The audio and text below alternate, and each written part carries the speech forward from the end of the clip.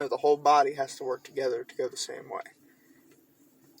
Well, we're talking about the gifts of Christ right here, brother. We're talking about Jesus Christ, the Messiah, the Anointed One, the Chosen One, the King of all kings. Jesus Christ, we're talking about his beautiful gifts, and we're talking first, brother, as we looked at that first one, we're talking about he gives life to the dead. Next, we're going to look at he gives light to the dark, and that's found in Isaiah chapter 62, verse 2, and I'm reading from the New International Version today, folks. Sometimes I read from the New King James Version. Today, we're on the New International Version. Who knows? We might switch it up from time to time. Read different versions of the Bible for you all. Just grab a Bible, folks. Don't get caught up in all this arguing. Well, if you're not reading this Bible, it's not right. Look, find you a Bible, start reading it, you'll be closer to God. That's what I say. So, Isaiah 62, verse 2, the nations will see your vindication, and all kings your glory. You will be called by a new name that the mouth of the Lord will bestow. Wow, a lot going on there, brother. The nations will see your vindication, and all kings your glory. I think about, when Christ is coming back, I think about the end times when I see something like that, because I'm thinking in my head about all these nations like China, Iran, all these places like Pakistan, all these places that have persecuted Christians. They've laughed at Christians. They were laughing at Jesus back in the day, and look what happened to the Romans, I may add, too. Mm-hmm. We're talking about the people who crucified Jesus on the cross, and guess where the Roman Empire is today? Virtually destroyed, man. I don't see them anywhere around, so, people, they're going to see it. One way or another, you are going to feel it. You're going to know. Even the non-believers, when Christ comes, they're even going to say his name. That's how powerful it's going to be. The nations will see your vindication, and all kings your glory. You will be called by a new name that the mouth of the Lord will bestow. And I think about how once I came to Christ, once I changed my life around, at that moment, I'm thinking in my head, you know what? Now my name might be said in heaven. Now they might be adding my name to the list of company that they got coming by. They might be putting me down for one of those beautiful rooms they got up there in the sky. They might be saying, make a reservation because Mr. Collier has decided he's going to join us up here one day, long time from now. He's going to join us up here, and he's going to be staying with us for a while, probably about everlasting life, the rest of life, the rest of the existence. That's how long he's going to be staying up here. When I'm looking at that, and the Lord is going to call out a new name that the mouth of only he knows will bestow. Brother Brandon, what are you seeing here in this this verse that I'm not? The nations will see your vindication, and all the kings your glory. You will be called by a new name that the mouth of the Lord will bestow. So when you're talking about that, the thing about Isaiah is Isaiah was a prophet. And so a lot of the stuff in Isaiah wasn't from the immediate time that Isaiah lived in, but for the future, whether it's talking about the initial coming of Christ, right? Right. Or it's talking about the humble servant who comes, right? Yes. He came to serve. Or it's talking about the powerful warrior who comes at the end, right? And so right there, what I gather from that verse is that's probably talking about the second coming. In my mind, that's talking about when he comes back, because it says in Revelations that everyone will see him and they will try and hide their face from him, right? They'll tell the rocks to fall upon them to hide them from the face of the Lord, right? So all nations will know at that point, right?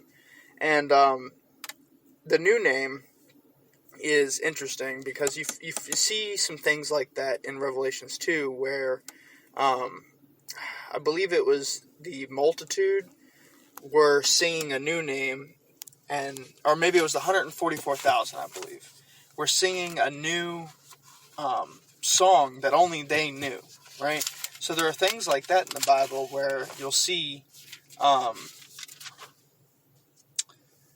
like God transforming things in a way. And so right there I see, he's saying that the Lord will bestow a new name that he will be called.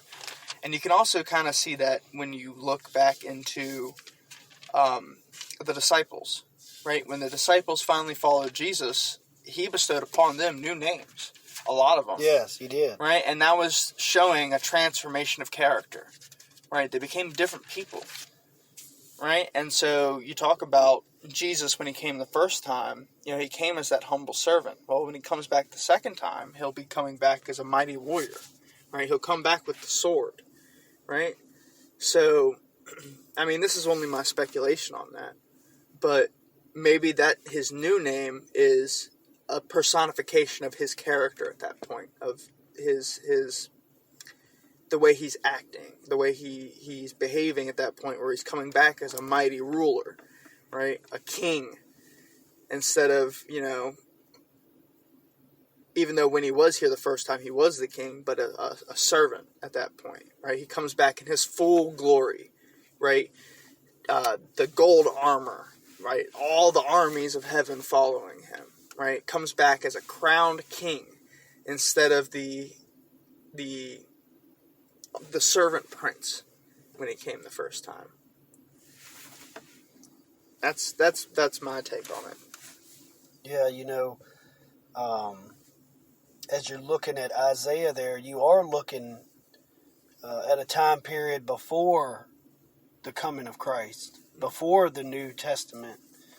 But even then, Brother Brandon, I think that was one of the most powerful things about the Old Testament that led into the New Testament. One of the most powerful things is the connection of the two. You have the whole time in the Old Testament where there's a known prophet coming. There's a known Messiah that is coming. And then he's given to us in the New Testament. And it's Jesus Christ. And, I hear this a lot. I hear fairy tales a lot from the non-believers. They throw those words out there. Fairy tale, fake, fictional. This is not fairy tales we're talking about here, folks. We're talking about scriptures that go back 6,000 years ago. Scriptures that in the New Testament go back over 2,020 years ago. We're talking about some stuff that is way bigger than we are. We tend to look at this world and this bubble that we live in, and we think everything in our bubble is what matters the most. And let me tell you right now, I don't like being that guy to come along with the little needle in my hand, the little needle pen, and pop your little bubble. But especially the non-believers, especially the ones that are running around here tearing up these cities, they're hurting people, hitting old ladies in the back of the head, damaging property, damaging stores that mom and pop stores, not only just stores, but mom and pop stores, Brother Brandon, they're not really picking on the big Walmarts and stuff. I mean, they are, but they're picking on the little people too. The little shop owners are getting hit bad by these protesters, so-called protesters. It's a lot of craziness out there, and a lot of doubters, a lot of people who call this stuff fairy tales. But let me tell you, this right here is the Word of God. When you're looking at the Holy Bible, you're looking at God's Word. And this goes back, folks, so long ago, and there's just no way when the scientists begin to deep dive into it, when they send out archaeological studies that are done, where you have all these people who are digging in the ground trying to say, we got to find a way to say Jesus Christ was not who he said he was. Or we got to find a way to prove that God is not who they say he is. So they send people out. And what they're finding, Brother Brandon, mostly all these scientists that go deep diving into this stuff, they end up finding Christ. They end up saying, you know what? I've done a lot of studying these past few years, and what I'm starting to see is God was really around. I mean, you look at Stephen Hawking. Hawkins, one of the smartest men that ever were. He was actually in a chair, and he used to speak through his chair, using his chair, and anyone that knows who I'm talking about, you know what I'm saying. This guy was brilliant, and even he admitted that there had to be a God. There just had to be. There's no other way to come up with all this without there being a God. So this isn't fairy tales, folks. This is the real stuff. This is God. And he sent his only begotten son, Jesus, who really walked the earth, who was really crucified by the Romans who were eventually wiped out. And I wonder why that happened. But as we look forward here in our topic for today, Christ gifts, we're going to look into the book of Luke, chapter 4, verse 18. The book of Luke, chapter 4, verse 18. And it states, "The Spirit of the Lord is on me, because he has anointed me to proclaim good news to the poor. He has sent me to proclaim freedom for the prisoners and recovery of the sight for the blind, to set the oppressed free." And that's exactly the type of miracles we're talking about when we're talking about Jesus Christ coming to this earth, performing miracles. He was healing the blind so they could see, healing the leper. The leper, folks, when you think about a leper, a lot of people don't understand this, Brother Brandon, but the lepers, they were cast out. They were told to leave society, do not come around. People thought they couldn't even get close to a leper because they might catch the disease. They wanted no parts of these people. But when Jesus was confronted by one of them, he healed him.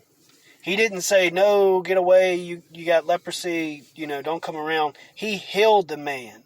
There was a man who could not walk and had to be lowered down to Christ. And Christ made it so he could walk again. There were many miracles done, walking on water.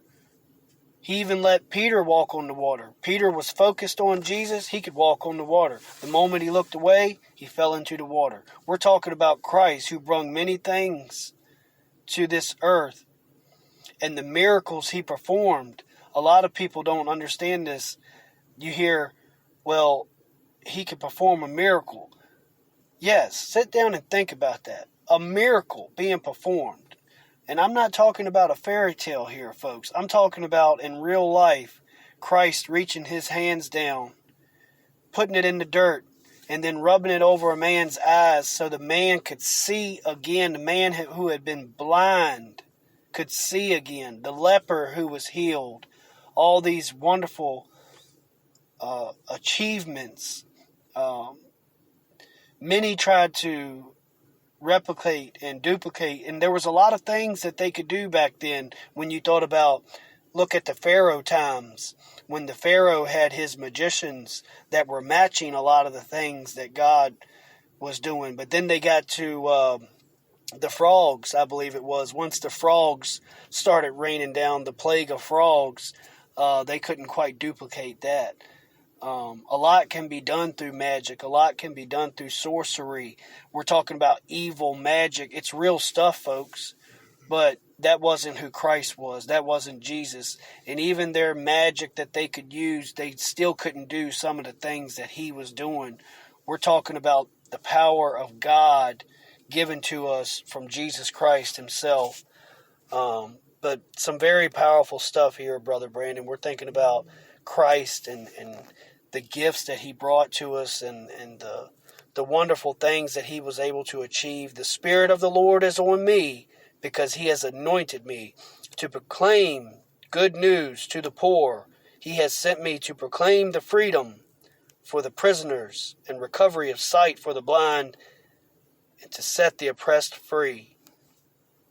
Yeah, so right there when you look at that, right, where it's talking right there about he sent him to proclaim freedom to the prisoners and recover sight